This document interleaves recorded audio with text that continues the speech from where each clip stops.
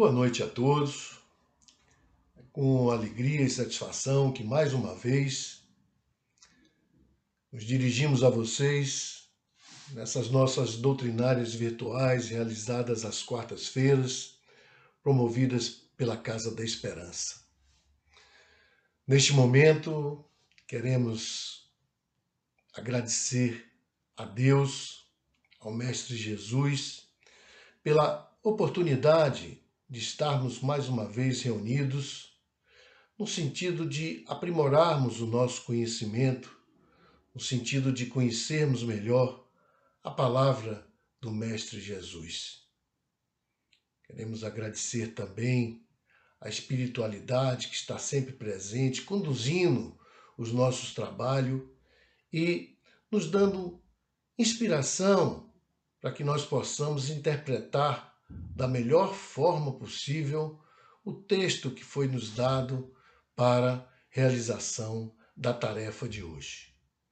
Mais uma vez, agradecemos pela oportunidade. Muito obrigado, Senhor, pela oportunidade de estarmos aqui realizando esta doutrinária. Que assim seja.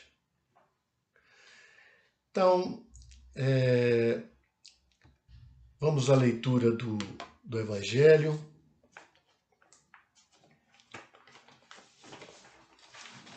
Hoje, capítulo 13. Que a vossa mão esquerda não saiba o que dá a mão direita, a vossa mão direita. E aqui nós vamos falar sobre a piedade. A piedade é a virtude que mais vos aproxima dos anjos. É a irmã da caridade que vos conduz até Deus. Deixai o vosso coração se enternecer diante das misérias e dos sofrimentos dos vossos semelhantes. Vossas lágrimas são um bálsamo que lhes aplicais sobre as feridas, e quando por uma doce simpatia vindes a lhe restituir a esperança e a resignação, que encanto experimentais! Esse encanto, é verdade, tem um certo amargor, porque nasce ao lado da infelicidade.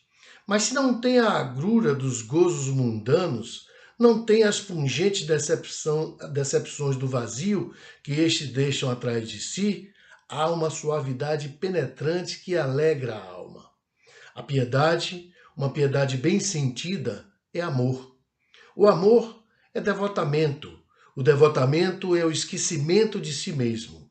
E esse esquecimento, essa abnegação em favor dos infelizes, é a virtude por excelência a que praticou em toda a sua vida o divino Messias e que ensinou em sua doutrina tão santa e tão sublime. Quanto essa doutrina retornar à sua pureza primitiva e for admitida por todos os povos, dará felicidade à terra, nela fazendo reinar, enfim, a concórdia, a paz e o amor. Que fique para a nossa reflexão. Né? Bom, hoje, nossa tarefa de hoje é dar continuidade ao livro Primícias do Reino, escrito por Divaldo Franco, psicografando Amélia Rodrigues, no capítulo 7, o paralítico de Cafarnaum. Amélia Rodrigues, ela tem uma narrativa muito bonita e nesse capítulo, essencialmente, ela tem uma descrição muito poética. Ela começa a narrativa com uma descrição muito poética de Cafarnaum, dando um entendimento, dando uma ideia de que Cafarnaum era um lugar lindíssimo, escolhido por Jesus como o ministério do amor. Era uma cidade que estava nas cercanias do lago Genezaré e que Jesus escolheu como um ponto para que ele pudesse fazer o início da divulgação da Boa Nova. Dali ele daria partida para a divulgação da Boa Nova, porque ele ali se sentia muito à vontade com o tipo de povo que tinha, com o tipo de cidade. Ele se sentia num lugar extremamente à vontade para fazer o desenvolvimento das suas atividades. Atividade maior que era a divulgação da Boa Nova, trazer um conceito totalmente revolucionário para que as pessoas percebessem que seria necessário uma mudança muito grande. O que ocorre é que, como nós vimos já no livro anterior que estudamos, é que o ambiente em que ele estava, as pessoas que estavam lhe ouvindo, ainda não tinham suficiente preparo para entendimento e compreensão por completo daquilo que ele tinha para transmitir. Tanto que no livro anterior ele falava por parábolas e continua falando por parábolas em determinados momentos para que as pessoas comecem a entender melhor aquilo que ele queria deixar como mensagem principal. Então, é claro que nesses momentos onde Jesus chegava, existia muita gente, a aglomeração era muito grande, muita gente que queria estar perto dele, muita gente aflita, muita gente em busca da cura, muita gente curioso, muita gente que queria também registrar aqueles momentos de Jesus, os escribas que estavam lá, e muitos questionamentos.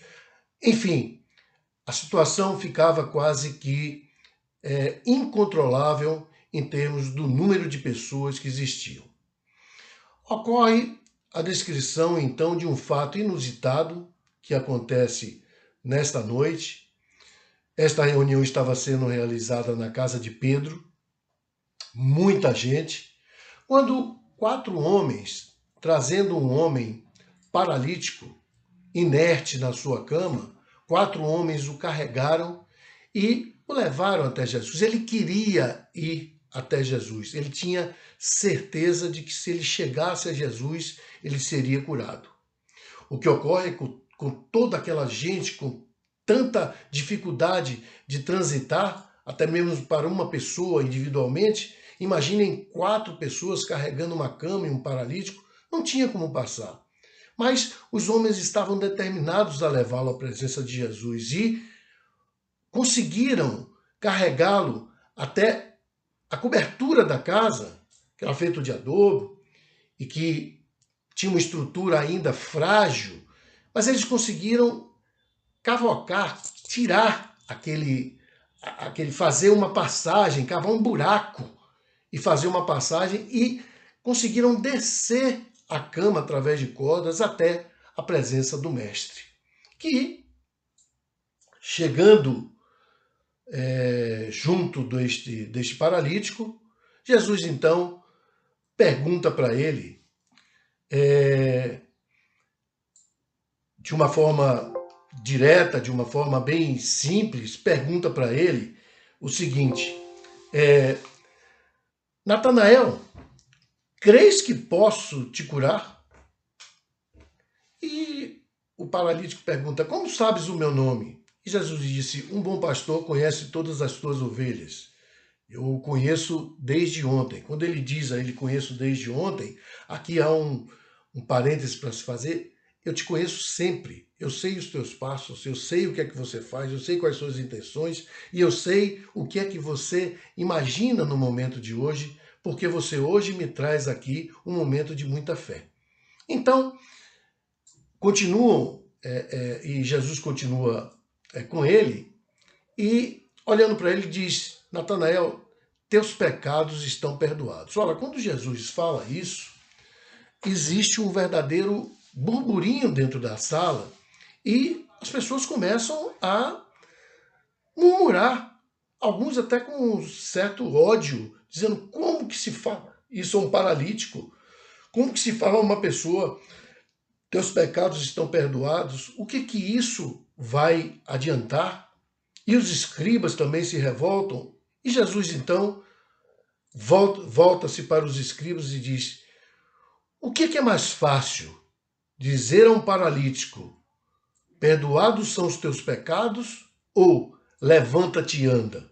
E voltando-se para Natanael, o paralítico diz: levanta-te, toma a tua cama e vai para a tua casa. E Natanael sente algo diferente se passar nele, consegue levantar-se, pega a tua cama e sai e vai para casa. E vai, neste momento, vai contar este episódio aos seus companheiros de bar. Segundo a descrição, homens truculentos, no meio de bebidas, no meio de mulheres, no meio de músicas, e ele conta aquilo e as pessoas querem então ver o corpo dele, a prova de que aquilo aconteceu, e ele conta como uma coisa que aconteceu, que se ele não tivesse vivido aquele momento, que ele não teria nunca acreditado se alguém o contasse. Mas nós vamos voltar a isso um pouco mais à frente. Foram tantos atendimentos naquele dia que Pedro, num determinado momento, ao olhar para Jesus, sentiu no semblante dele um certo cansaço. Ele estava exausto de tanta coisa que ele estava passando e de tantas horas a fio que ele estava ali fazendo atendimento. E Pedro, sentindo isso, conseguiu retirá-lo do recinto, conseguiu retirá-lo da multidão, levando-o para um descanso. E neste momento, Pedro o acompanhou e ficaram em silêncio por um determinado tempo, Jesus meditando, Pedro também meditando, e lá por um passado um determinado tempo, Pedro fala para Jesus o seguinte: Rabi, está chorando? Porque ele sente que vê uma lágrima no rosto de Jesus e diz: Rabi, está chorando de felicidade, suponho, porque Pedro estava exultante de ver tantas coisas realizadas. E, para a surpresa de Pedro, ele diz: não, eu choro de tristeza. Eu choro compadecido dessas pessoas. Então, e Pedro insiste que os feitos dos dias foram muito relevantes, que aquilo foi, ele atendeu muita gente e ele não entendia o choro de Jesus. E Jesus volta para ele e diz: choro porque nem tu me compreendes, nem eles me compreendem. Eu não espero ser entendido, porque eu tenho piedade deles. Então, Jesus sabia perfeitamente até onde ia o limite daquelas pessoas que estavam lá, e ele não queria exigir o entendimento de imediato. Então ele chorava por conta de que, puxa vida, essas criaturas estão aqui ainda sem a capacidade suficiente do entendimento daquilo que eu quero divulgar, mas ainda assim ele estava ali convicto de que aquilo era o caminho inicial a seguir.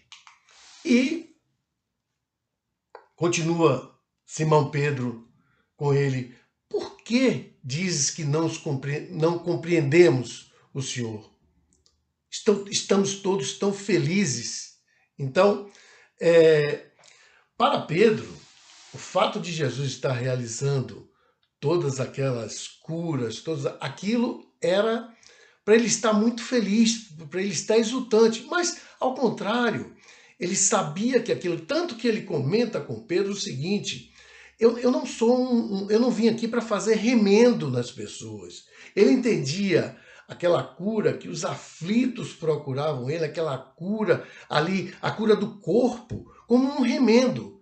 De nada adianta eu curar somente o corpo se eu não consigo tocar um pouco mais fundo naquelas pessoas que eu estou curando e não consigo com que eles sigam uma nova orientação, uma orientação de melhoria, uma orientação de que existem determinadas coisas que eu preciso curar que não estão no corpo.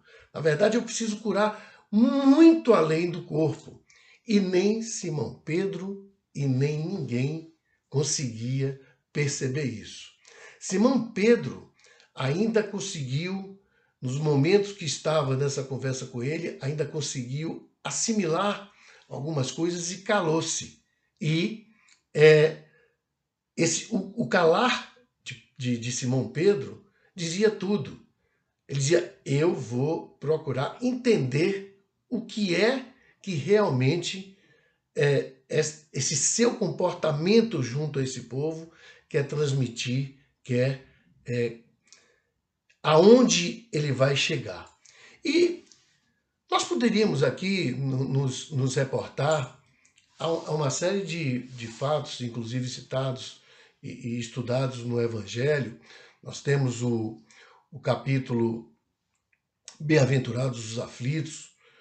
Ninguém recebe uma carga maior do que o corpo pode suportar.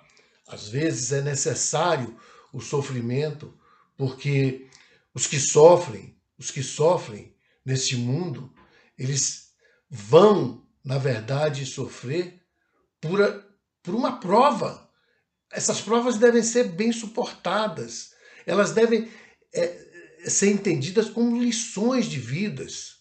Então, a recusa a essas provas causa um certo desconforto ao indivíduo em corrigir estes momentos, essas oportunidades, na continuidade e nas vidas futuras que virão. Poderemos nos reportar aqui, Jesus fala que a prece ela é um sustentáculo, mas a prece somente não basta.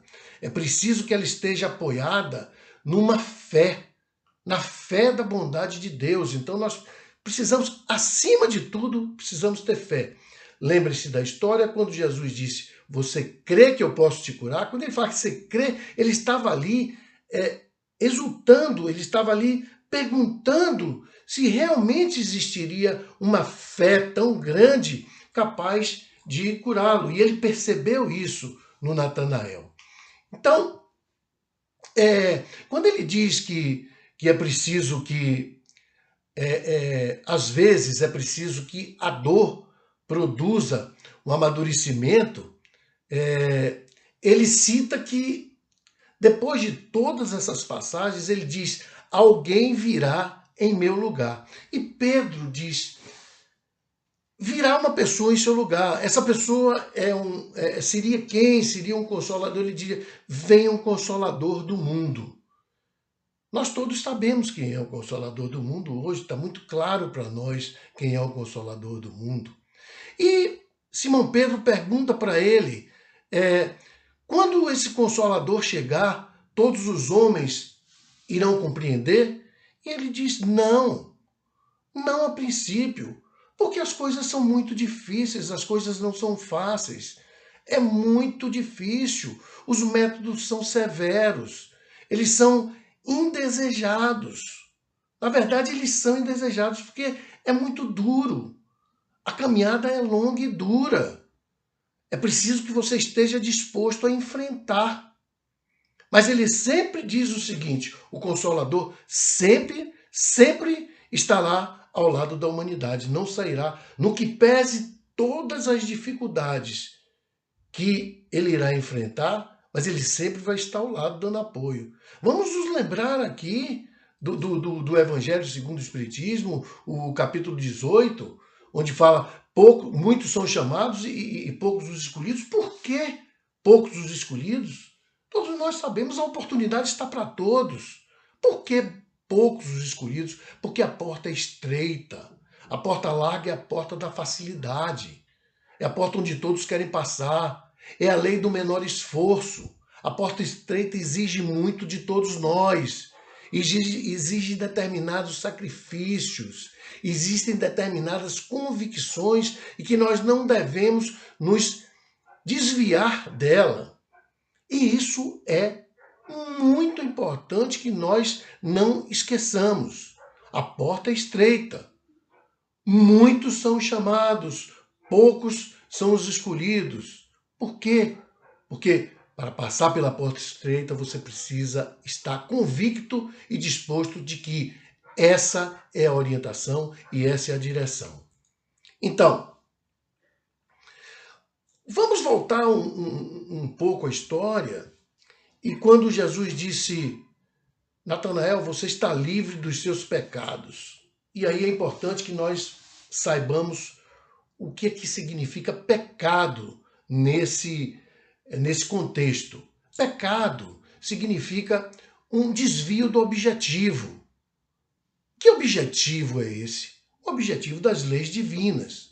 Só relembrando aqui um pouco as duas principais: amar a Deus acima de todas as coisas e amar ao próximo como a si mesmo.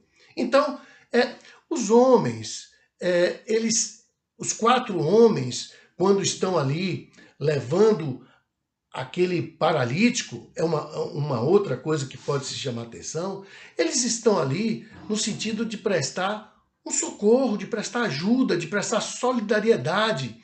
E aquele fato deles furarem o teto da casa para levarem o Natanael até Jesus, aquilo significa persistência. Apesar de todas as dificuldades, existia uma persistência dos 4 homens que estavam ajudando ele, socorrendo ele, e ele que queria chegar ao lado de Jesus. Então, a fé estava sendo percebida por Jesus naquele momento. Em cima de qualquer obstáculo, eles fariam aquilo. E quando Jesus diz, você está livre dos seus pecados, significava dizer o seguinte, você você está livre dos seus pecados, recomece a sua vida. Quando ele diz o seguinte, pega a tua cama e volta para a tua casa, aquilo tem um sentido muito forte. Aquela cama significava a lembrança da vida que ele levara durante os últimos anos. Então, aquilo serviria de uma lembrança para lição da sua vida. Mas vamos tratar disso um pouquinho mais adiante.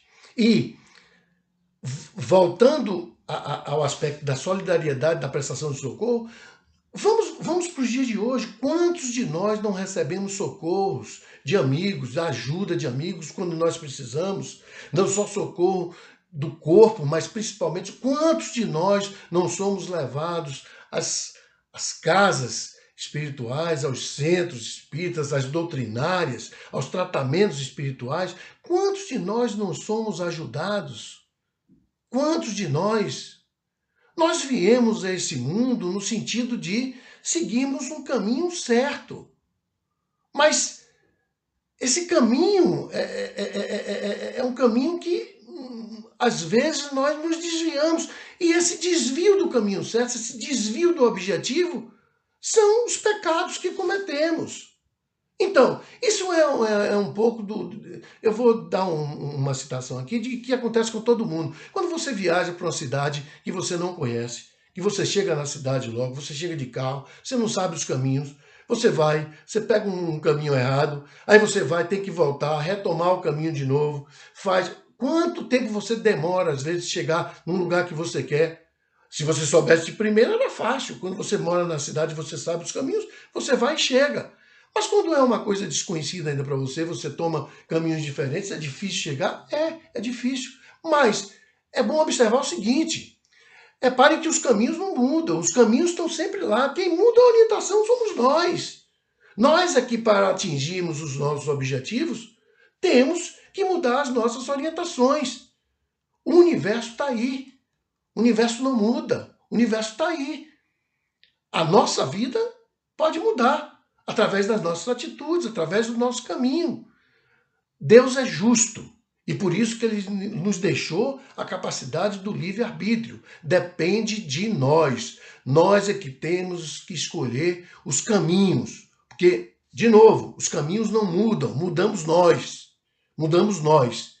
Quem quiser experimentar uma nova vida tem que experimentar a mudança pessoal, tem que experimentar a transformação pessoal. Isso é difícil? É muito difícil, mas é uma necessidade para que nós possamos ir de encontro ao nosso objetivo. Que objetivo é? O objetivo é seguir na direção das leis divinas. Então, eu acho que existe aqui Existe uma citação que eu gostaria de dizer para a nossa avaliação e para a nossa reflexão.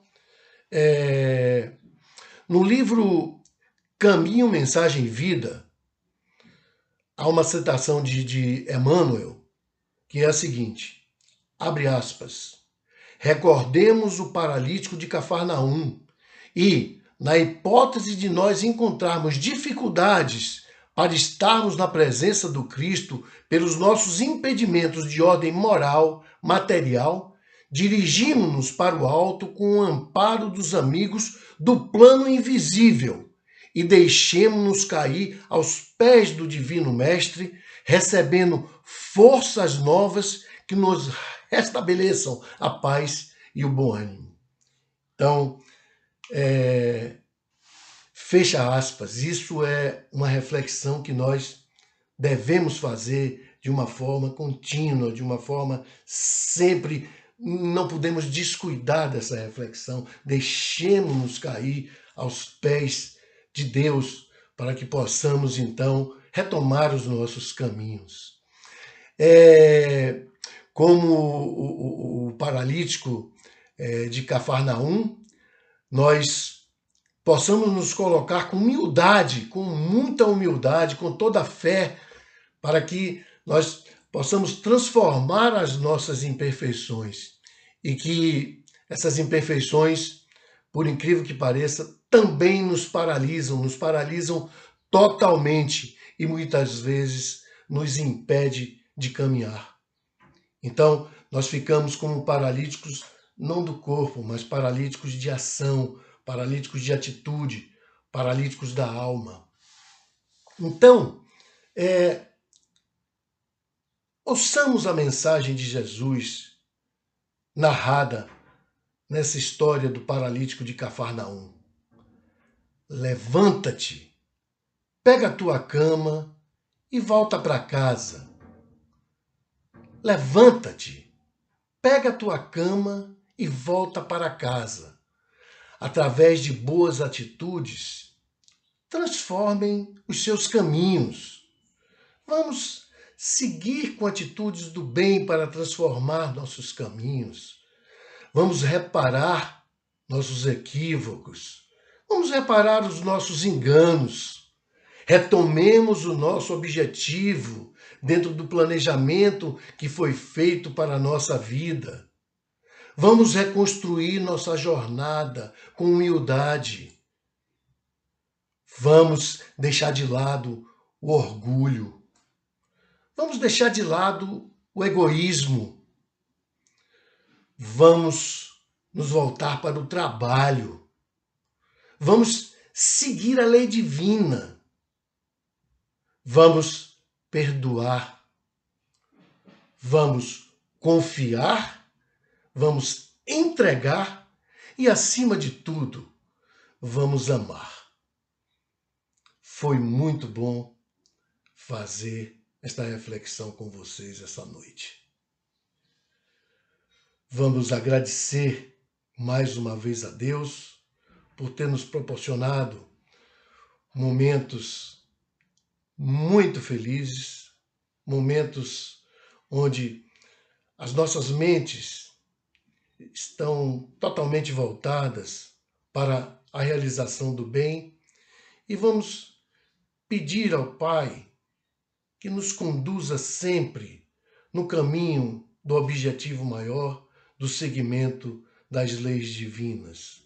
Agradecemos a espiritualidade pelo amparo, pela inspiração para que nós pudéssemos traduzir essa história, essa narrativa, dentro da melhor forma possível que podemos fazer. Muito obrigado por esta oportunidade de hoje.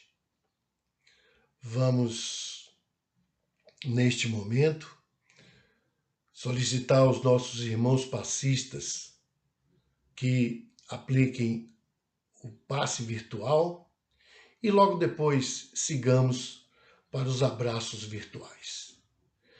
Muito obrigado a todos mais uma vez e que todos tenham uma noite de paz e de muita luz.